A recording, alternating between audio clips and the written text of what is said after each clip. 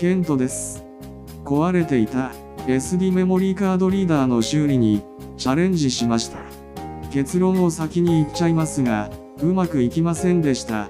こういうこともありますが、何かの参考になればと動画で記録を残しておきます。